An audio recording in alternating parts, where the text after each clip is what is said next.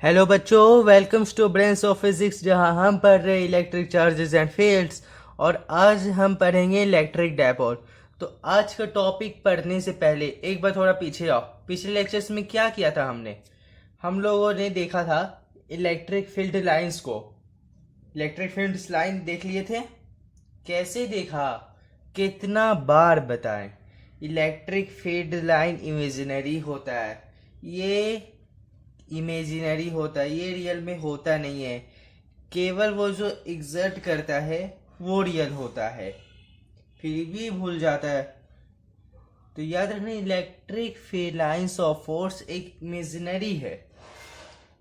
Imaginary topic नहीं है, imaginary line है जो पिक्टोरियल रिप्रेजेंटेशन करते हैं। ठीक है। तो अब आज का लेक्चर देखो क्या पढ़ना है। आज पढ़ेंगे electric dipole, electric dipole movement, electric field on axial line of N electric dipole, electric field on equatorial line of N electric dipole. फिर एक पॉइंट पे इलेक्ट्रिक डायपोल के द्वारा इलेक्ट्रिक फील्ड निकालेंगे और इलेक्ट्रिक फील्ड लाइंस में एक dipole रखेंगे जिसके कारण टॉर्क कितना लगेगा सो देखेंगे। ठीक है। तो सबसे पहले बताओ, सोचो, बताना नहीं है। डायपोल्स सुन के कुछ समझ आता है? जैसे डाई का मतलब क्या होता है? दो होता है। जैसे मोनो एक होता है, डाई हो दो होता है, ट्राई तीन होता है। तो डाई मतलब दो। और पोल मतलब क्या है? एक मैग्नेटिक पोल होता है, पता है ना, नॉर्थ पोल और साउथ पोल। तो वैसे ही ये डाईपोल है।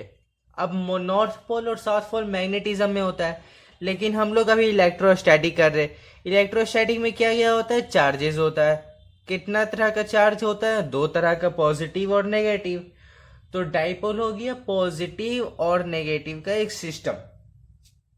लेकिन सिस्टम को वो अरेंज कैसे करेंगे?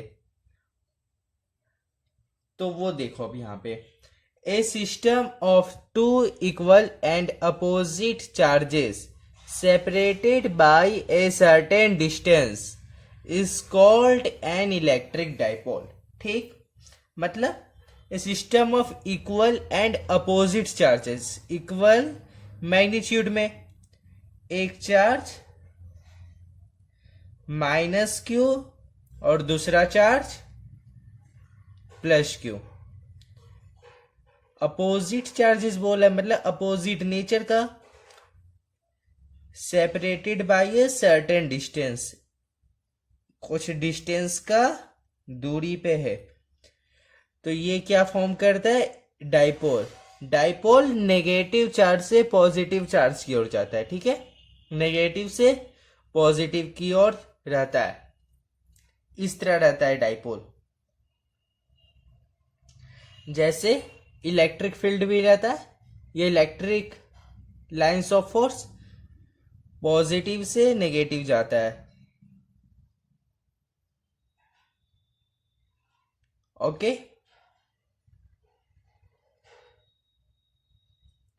अब बात करते हैं electric dipole movement. Electric dipole movement क्या है? The product of either charge and the length of the electric dipole. Product of either charge मतलब डायपोल को पी से डिनोट करते, पी, और इसका लेंथ कितना रहता है? 2L जनरली माना जाता है। जनरली 2, ए मानो एल मानो एक ही बात है। यहाँ पे एक मिड पॉइंट लेते, यहाँ पे ये एक ए है और इधर ए के। ठीक है, तो P क्या हो जाता है?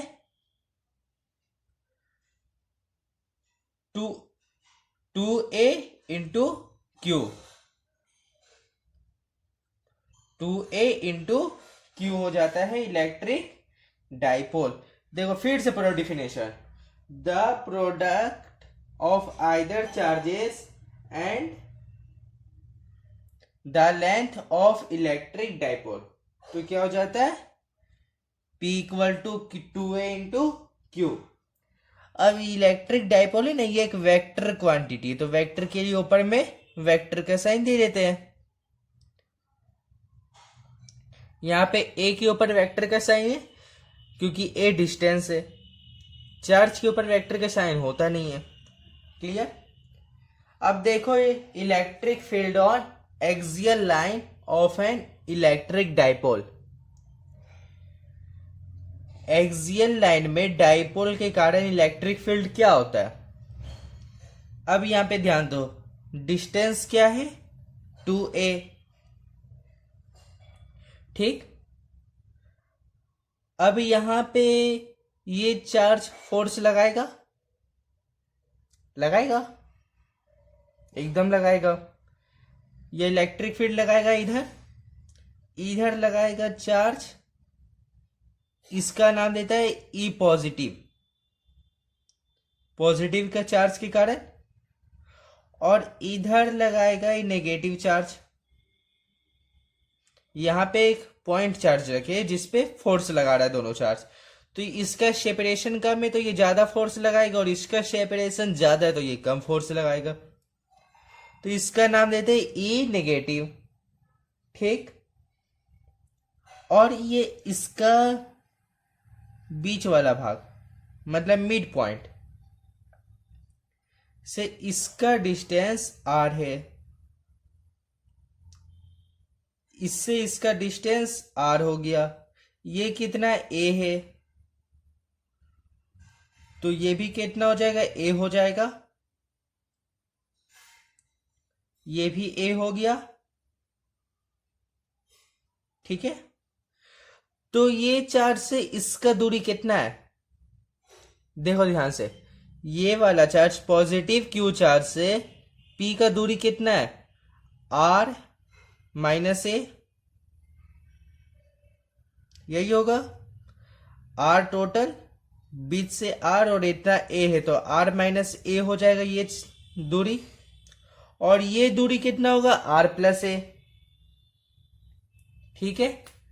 अब एक बार ध्यान दो कि ये चार्ज ज्यादा इलेक्ट्रिक फील्ड दे रहा है इस पे, और ये चार्ज कम इलेक्ट्रिक फील्ड दे रहा है, तो टोटल इलेक्ट्रिक फील्ड होगा so E plus minus E minus होगा। देखो यहां पे E नेट क्या होगा, electric field net equal to E plus minus E minus. E plus का इलेक्ट्रिक फील्ड क्या होगा K q by R minus A का होल स्क्वायर, और E माइनस का electric field minus K q by R plus A का whole square. अब k Q common ले लो, के क्यू कॉमन ले लिए, क्या बचा 1 बाई R माइनस A का whole square minus 1 by R plus A का होल स्क्वायर। अब इसको सॉल्व करते, क्या हो जाएगा k q by R plus A का whole square minus R minus A का होल स्क्वायर, डिनोमिनेटर में R minus A whole square plus और इंटू R प्लस A का होल स्क्वायर, ठीक है। आगे बढ़ते जाओ, ऐसे ही करते करते के क्यू क्या हो जाएगा, अब इसको तोड़ देते हैं, ठीक है। फॉर्मूला जो है इसको तोड़ देते, ए प्लस बी का होल स्क्वायर में टूट जाएगा, तो r square plus a square plus 2ab minus, अब ब्रैकेट के अंदर लिखाएगा क्योंकि यहां पे एक माइनस कॉमन है, तो r square plus a square minus 2ab, 2ar, a भी नहीं, a are,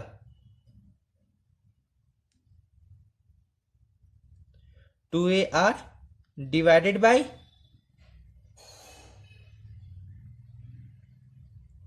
are minus a, r minus a और आर प्लस ए, इसका होल स्क्वायर, और सबको ही ब्रैकेट के अंदर, तो इक्वल टू हो गया है के क्यू। अब r square plus a square plus 2ar, अब ये माइनस साइन से सबको मल्टीप्लाई कर देते तो क्या हो जाएगा, minus r square minus a square plus 2ar, ये minus r square plus a r square cut गया और ये plus a square minus a square cut गया, और डिनोमिनेटर में ये ए आर माइनस ए और आर प्लस ए। अच्छा, ए माइनस बी और ए प्लस बी का फॉर्मूला क्या होता है, a square minus B square, वैसे ही आर माइनस ए और आर प्लस ए है, तो इसका क्या हो जाएगा, r square minus a square का होल स्क्वायर इक्वल टू क्या आया, के क्यू, यहां पे 2ar है तो 2ar सीधा लिख देते, 2 और 2 4 हो गया, 4ar divided by r square minus a square का होल स्क्वायर। अब इसको, ये क्या हो गया, इलेक्ट्रिक फील्ड निकल गया। अब इसको डाइपोल के टर्म्स में निकालते हैं। डाइपोल क्या है, P equal to 2a into q, 2a क्या है, लेंथ है, इक्वल, एक ये इलेक्ट्रिक फील्ड नेट आ गया, और इलेक्ट्रिक फील्ड नेट देखो अब डाइपोल के टर्म्स में, के क्यू इंटू 2a हट जाएगा, जैसे इधर देखो,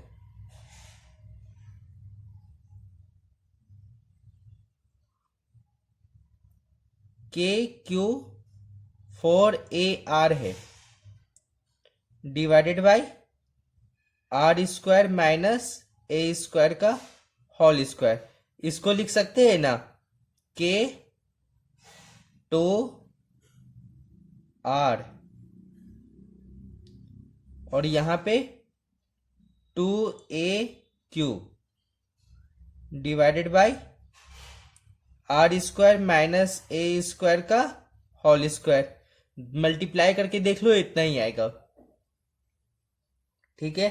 तो के डाइपोल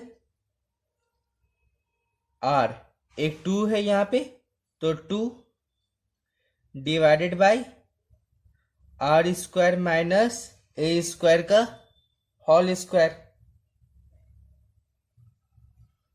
ये डाइपोल आ गया, डाइपोल नहीं आया, इलेक्ट्रिक फील्ड आया डाइपोल के टर्म्स में। अब एक बात ध्यान देने हो कि अगर डाइपोल है तो बहुत छोटा है, डाइपोल बहुत ही ज्यादा छोटा है, तो ए का वैल्यू क्या हो जाएगा, नेग्लेक्ट हो जाएगा आर के टर्म्स में। ए तो खत्म हो जाएगा ना, तो क्या आ जाएगा, ई नेट, पहले लिख लो, if dipole is very small, तो ई नेट क्या आएगा, ई नेट इक्वल टू क्या होगा, डाइपोल बहुत छोटा है मतलब आर हट गया, तो ये आर स्क्वायर है और इसका होल स्क्वायर, तो आर पर पावर 4 और ऊपर एक आर है, तो एक आर घम कम हो जाएगा, तो क्या बचेगा 2k p/r का क्यूब। अगर डाइपोल बहुत छोटा है, अगर वेक्टर फॉर्म में बोलेगा, वेक्टर फॉर्म में, तो ये हो जाएगा, देखो ई नेट इक्वल टू के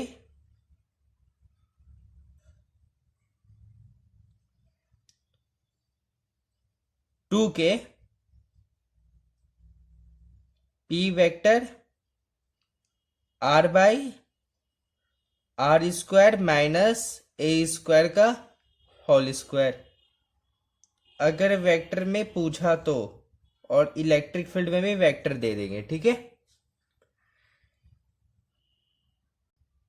तो अब देखो, electric field on equatorial line of N electric dipole. फिर से हम लोग के पास एक डाइपोल है, लेंथ कितना 2a, तो यहां पे a, यहां पे a, ये लंबा परपेंडिकुलर लाइन, इसका डिस्टेंस r, कहां से p पॉइंट से, जहां पे इलेक्ट्रिक फील्ड फाइंड करना है डाइपोल के कारण, ठीक। अब यहां पे पॉइंट चार्ज रखे, पॉइंट चार्ज रखने से क्या हुआ, एक पॉजिटिव चार्ज है, पॉइंट चार्ज है पॉजिटिव, तो इसको इधर धकेलेगा, धकेलेगा धकेलेगा तो इसका नाम दे देते हैं electric field due to b. अब यहां पे नेगेटिव चार्ज है, तो ये पॉइंट चार्ज को ये अट्रैक्ट करेगा, तो इसका नाम दे देते हैं इलेक्ट्रिक फील्ड ड्यू टू ए। अब एक चार्ज जितना ताकत से इधर धकेल रहा है, उतना ही अपोजिट नेचर का चार्ज उतना ही ताकत से इधर खींच रहा है। तो डाइपोल नहीं, पॉइंट चार्ज किधर जाएगा, इधर जाएगा, इस डायरेक्शन में ई नेट आएगा, ई नेट इस डायरेक्शन में आएगा। अब यहां का एंगल ले लेते हैं थीटा, थीटा एंगल इधर का, तो थीटा एंगल इधर का भी। अच्छा, इधर का डिस्टेंस क्या होगा, ये माइनस क्यू ए पॉइंट से पी पॉइंट तक का डिस्टेंस क्या होगा, फॉर्मूला पढ़ा है ना पाइथागोरस थ्योरम, उसी पे बैठाओ। पर हाइपोटेनियस का square is equal to perpendicular का स्क्वायर प्लस बेस का स्क्वायर, तो hypotenuse equal to under root perpendicular का स्क्वायर प्लस बेस का स्क्वायर, तो under root a square plus r square आ गया, ठीक है। यहां पे ये 90 डिग्री बना रहा है, ये तो बता ही दिया। डाइपोल किधर से किधर है, यहां से इधर है, माइनस क्यू से प्लस क्यू। अब ध्यान दो, क्या ध्यान देना, देखो एक लाइन लिए इक्वेटोरियल वाला, ये पॉइंट पी है, ठीक है, इसी का सिस्टम लिया, एक चार्ज इसको इधर धकेल रहा है ई बी से, और एक चार्ज इसको इधर अट्रैक्ट कर रहा है, मतलब दोनों तरफ फील्ड लग रहा है, इसका नाम दे दिए थे ई ए। अब यहां पे रिजल्टेंट आएगा। अच्छा, ये एंगल जितना है उतना ये एंगल भी होगा, ये ले लो थीटा, ये जितना एंगल है वही ये भी एंगल है, ये एंगल और ये एंगल इक्वल है, ये लाइन इसके पैरेलल है, तो अल्टरनेट इंटीरियर एंगल आ जाएगा, तो ये भी एंगल क्या हो गया, थीटा। ये थीटा, ये थीटा। अब जो थीटा के साथ एंगल बनाता है उसको क्या बोलते? ई कॉस थीटा। इतना तो बता ही थे चार्ज डिस्ट्रीब्यूशन वाला, जहां पे रिंग वाला किए थे, लाइन वाला किए थे, तो ई कॉस थीटा, और इधर भी ई कॉस थीटा। ठीक है। और जिसके साथ एंगल नहीं बनाता तो उसको क्या बोलते थे? ई साइन थीटा। ई साइन थीटा और ई साइन थीटा ऊपर भी। अब देखो दोनों का मैग्नीट्यूड इक्वल, मतलब ये दोनों एक दूसरे को कैंसिल कर देगा। कैंसिल कर दिया। अब इलेक्ट्रिक फील्ड ए के द्वारा, ए के कारण इलेक्ट्रिक फील्ड क्या होगा?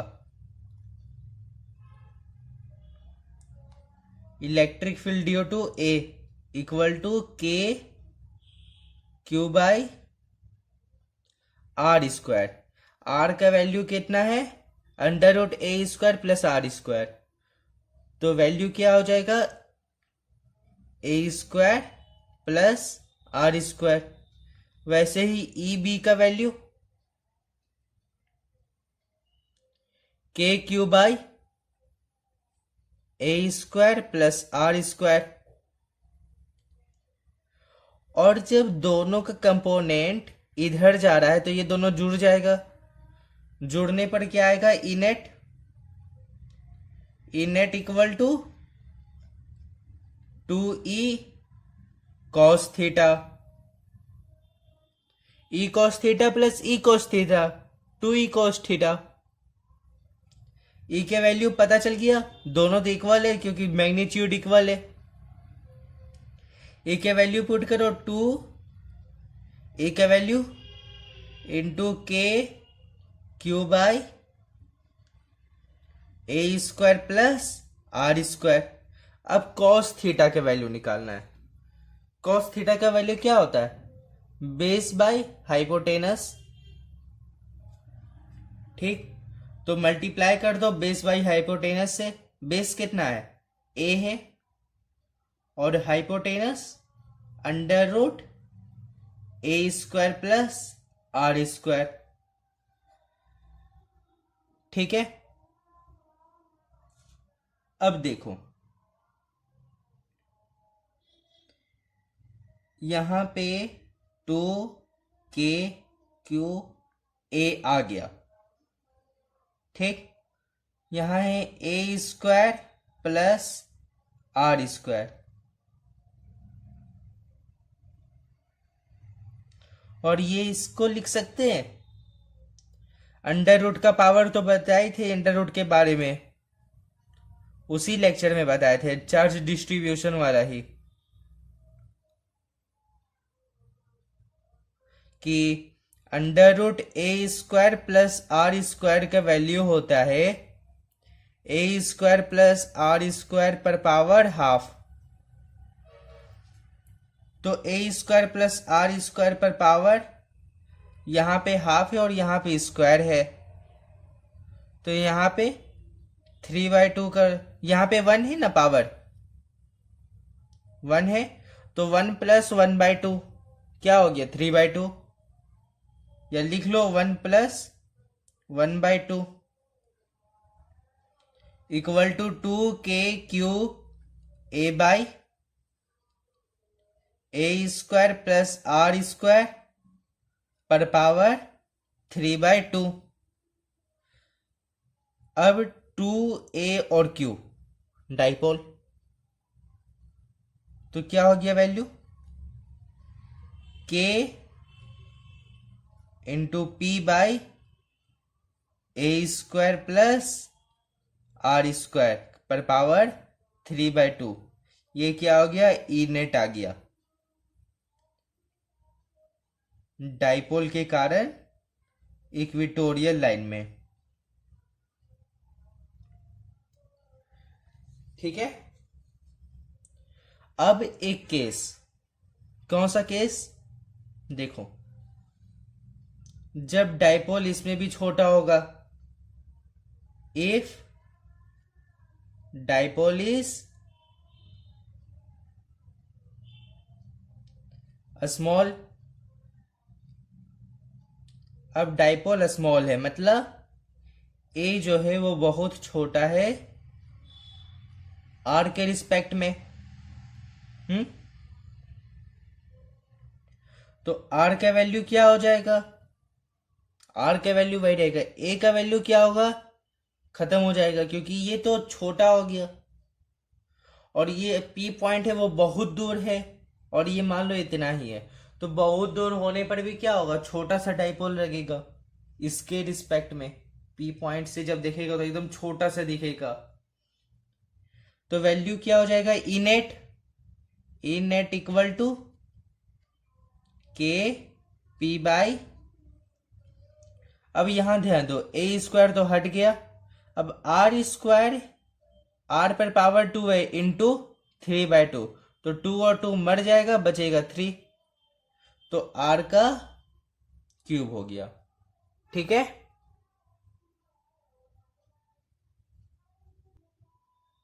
तो चलो अब बात करते हैं electric field at any point due to an electric dipole. ये पॉइंट पी है, डाइपोल से कहीं भी है। अब ये पॉइंट से लेके डाइपोल का मिड पॉइंट तक एक लाइन ड्रॉ की है। एंगल कितना बनाया डाइपोल के साथ, थीटा। ये क्या है, डाइपोल है, डाइपोल को पी से डिनोट कर देते। ठीक, पी हो गया। अब जिसके साथ एंगल बनाता है उसको क्या बोलते हैं, कॉस थीटा। तो इस इधर क्या हो गया, इधर का कंपोनेंट क्या हो गया, पी कॉस थीटा। अब इसका एकदम परपेंडिकुलर में, एकदम परपेंडिकुलर में क्या होगा, पी साइन थीटा होगा। पी साइन थीटा होगा ना, एकदम होगा। जिसके साथ एंगल बनाया वो वो कॉस का कंपोनेंट होता है, जिसके साथ एंगल नहीं बनाता है वो साइन का कंपोनेंट होता है। अब ये पी पॉइंट पे क्या होगा, इस यहां पे भी ले लो एक पी कॉस थीटा, इधर पी कॉस थीटा हो गया और इधर पी साइन थीटा हो जाएगा। ये इसी एक्सिस में है तो ई एक्सिस लिख दो, यही लाइन आगे बढ़ के ना है, यही लाइन सीधा गया और ये एकदम परपेंडिकुलर में है तो ई परपेंडिकुलर लिख दो, पर लिख देते परपेंडिकुलर के लिए। तो रिजल्टेंट किधर जाएगा, इधर जाएगा, इधर रिजल्टेंट जाएगा तो क्या हो जाएगा, ये ई आर हो जाएगा। अब ये थीटा इधर बनाया है, ठीक है, तो ये पी कॉस थीटा हो गया, ये पी साइन थीटा हो गया, ये आगे चलेगी तो ये भी पी कॉस हो जाएगा और ये भी पी साइन हो जाएगा। ओके बच्चों, अब इलेक्ट्रिक फील्ड हम लोग एक्सिस के लिए क्या पढ़े, एक्सिस के लिए क्या हो गया, electric field 2 k p cos theta by r square. नहीं, यहां पे तो आर क्यूब है ना, कि स्क्वायर था। ये कॉस थीटा, ये p का वैल्यू था 2kp बाई आर क्यूब और ये कॉस थीटा हो गया। वैसे ही e परपेंडिकुलर वाला इक्वेटोरियल लाइन के लिए k p by r cube और साइन थीटा। ये k p by r cube क्या है, डाइपोल है, डाइपोल के कारण इलेक्ट्रिक फील्ड, और ये साइन थीटा का कंपोनेंट, तो रिजल्टेंट क्या आएगा? E r. E r equal to, निकालने आता है ये सबको, ई ऑफ एक्सिस का square plus electric field of equatorial का square plus 2EA E perpendicular cos theta. Cos theta का वैल्यू क्या है? यहां पे थीटा देखो 90 डिग्री है, तो कॉस थीटा कॉस 90 हो जाएगा। कॉस 90 का वैल्यू क्या होता है? 0 होता है। तो ई आर क्या होगा? E r equal to under root E a का square plus E of perpendicular का स्क्वायर।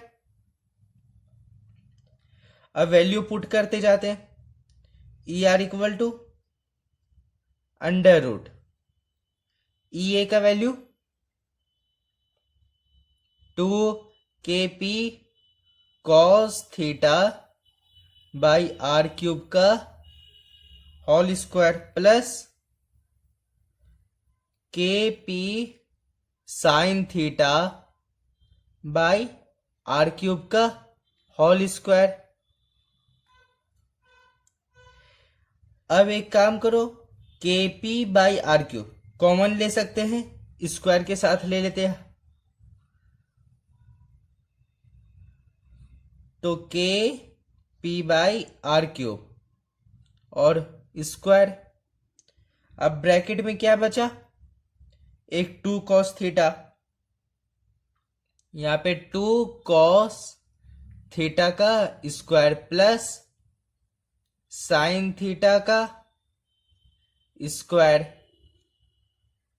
ठीक, इक्वल टू, यहां पे स्क्वायर है तो स्क्वायर सीधा हटा देते, तो KP बाई आर क्यूब और अंडर रूट, यहां पे 2 कॉस थीटा है तो 4, इसका स्क्वायर क्या हो जाएगा? 4 कॉस स्क्वायर थीटा, तो 4 cos square theta plus sine square theta equal to KP by r cube. और यहां पे एक कॉस को अलग ले लो, तो एक कॉस स्क्वायर थीटा प्लस एक साइन स्क्वायर थीटा, वैल्यू 1, तो 1 प्लस 3 कॉस स्क्वायर थीटा हो गया। और कि ये क्या आया? Resultant electric field due to dipole at any point. ठीक है, अब बात करते हैं इलेक्ट्रिक डाइपोल। तो देखो, electric dipole in uniform electric field, ये इलेक्ट्रिक फील्ड है ई वेक्टर, यहां पे चार्ज प्लस क्यू, तो प्लस क्यू इधर जाएगा, फोर्स कितना लगाएगा? क्यू ई, और ये माइनस क्यू इधर आएगा, फोर्स कितना लगाएगा? Minus q e. ठीक है, तो नेट फोर्स कितना हो जाएगा? F net equal to q e minus q e equal to 0 हो जाएगा। ठीक है, डाइपोल का लेंथ कितना है? 2L है, 2L डाइपोल का लेंथ है। अब टॉर्क निकालना है, टॉर्क, तो torque acting on dipole, torque acting on dipole, इसका फॉर्मूला क्या होता है? लिख लो, magnitude, magnitude of either force magnitude of either force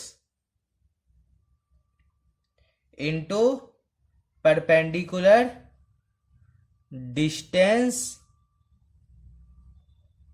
between them.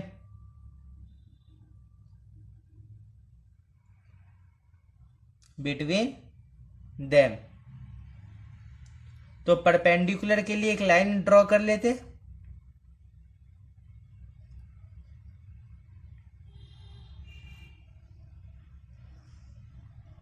नाम भी दे देते हैं बी, सी और ए। ठीक, तो टॉर्क क्या हो जाएगा? Torque equal to q e into perpendicular मतलब ए सी। अब एक काम करते हैं, यहां पे ये एंगल ले लेते थीटा। ये एंगल थीटा तो ये भी एंगल थीटा, ये भी एंगल थीटा हो जाएगा। ठीक, अब AC का वैल्यू निकालना तो क्या करेंगे, कॉस का कम वैल्यू निकालते हैं।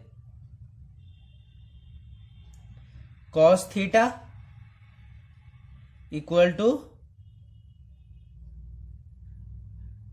एक मिनट, कॉस का नहीं साइन का निकालना होगा तभी आएगा।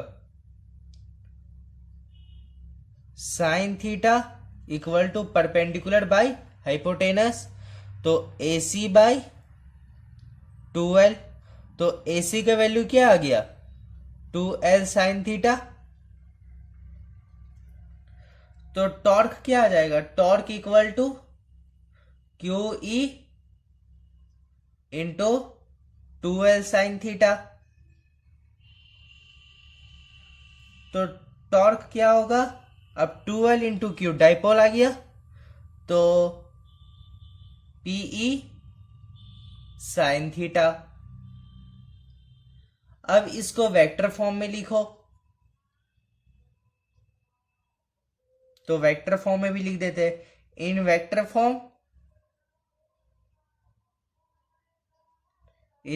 Form, torque vector equal to dipole vector into electric field का वेक्टर। ये वेक्टर फॉर्म में आ गया। ठीक, इसका SI यूनिट क्या होता है टॉर्क का, तो SI unit of torque equal to newton metre.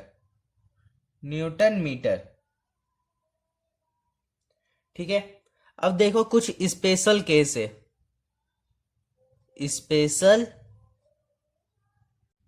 तो स्पेशल केस में पहला है, if theta equal to 0 degree, तो टॉर्क क्या हो जाएगा, torque equal to PE sine 0 degree. तो साइन 0 डिग्री का क्या होता है, वैल्यू 0 होता है, तो टॉर्क क्या हो जाएगा, 0 आ गया। अब केस 2 क्या है, if theta equal to 180 degree, तो torque equal to PE sine 180 degree.